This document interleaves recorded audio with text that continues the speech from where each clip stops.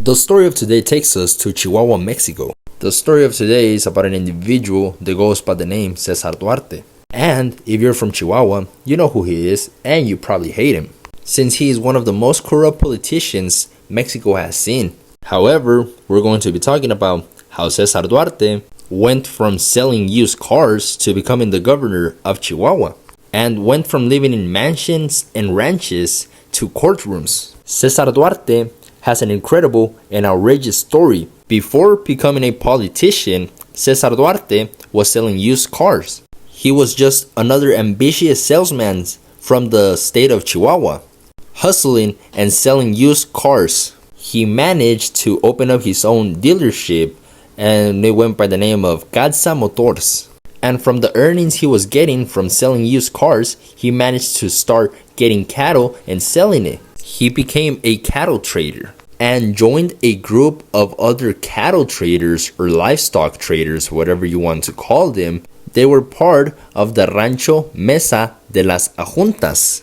From the earnings he was getting from both of his businesses, he decided to start going to the University of the city of Juarez, where he was studying law. However, he didn't finish it. He finished it later on, maybe when he was governing Chihuahua, and he's finished it in the city of Mexico. All of this was happening in the 90s. In the 2000s, he managed to join the Institutional Revolutionary Party, also known as PRI. It's not clear how he managed to join them. However, my theory is he managed to get connections from the businesses he was dealing, and somebody put him in. However, when Cesar Duarte joined El PRI, he quickly climbed the ladder. He went from federal deputy to Congress president, and by 2010, he managed to become the governor of Chihuahua. In his campaign run, he promised to serve the people. However, as we know now, it was the complete opposite. In August 17, 2015, Duarte had a crash while flying over the rural areas of Chihuahua. His private plane went down. He was traveling with his family and another journalist with the name of Lolita Ayala. They all managed to survive, but the public asked what was the governor doing out there, and who paid for the plane, and who was paying for the expenses for that plane. Duarte was already getting the fame of being corrupt, so people started investigating. They discovered he had over 50 properties under his name or people around him. He used front companies to buy thousands of acres of land across the state. And what animals did he have in his ranches? He had over 2,000 head of cattle, buffaloes, exotic birds, and even bears kept in cages for his visitors to see. He had guest rooms in his ranches. His guests rode around ATVs and trucks, drinking expensive whiskey as Duarte gave him tours of his kingdoms. Duarte felt so powerful and with so much impunity that he built an illegal water reserve. In the middle of a water crisis, Duarte dug a giant illegal reserve, hoarding water meant for local communities. He used it to irrigate his ranches. He had no permits. The locals would call it El Oasis de Duarte. Duarte felt like he was at the top when he was the governor of Chihuahua, and it was because he was. He would start throwing private parties in his ranches where he would have Juan Gabriel perform for him, a famous Mexican singer.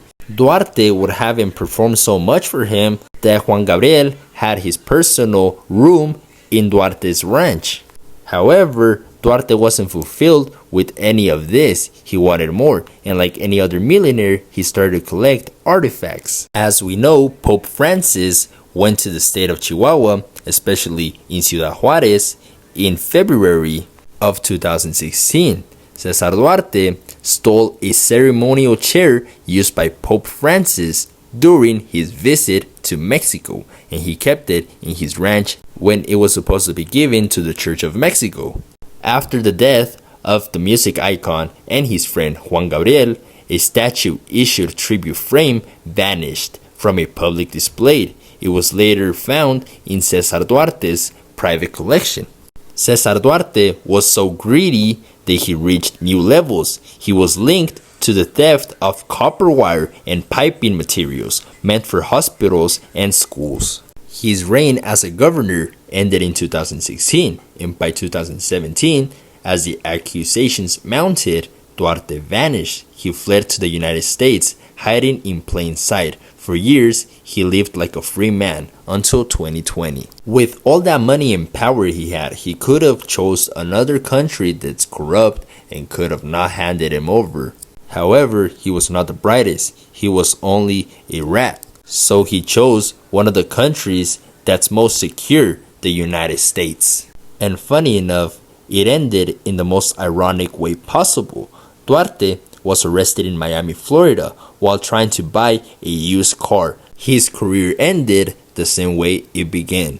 He was extradited to Mexico in 2022, facing over 27 charges, including embezzlement, organized crime, and money laundering. However, the Mexican government fails us once again, as he has been spotted in Distrito 1 in Chihuahua, one of the wealthiest neighborhoods.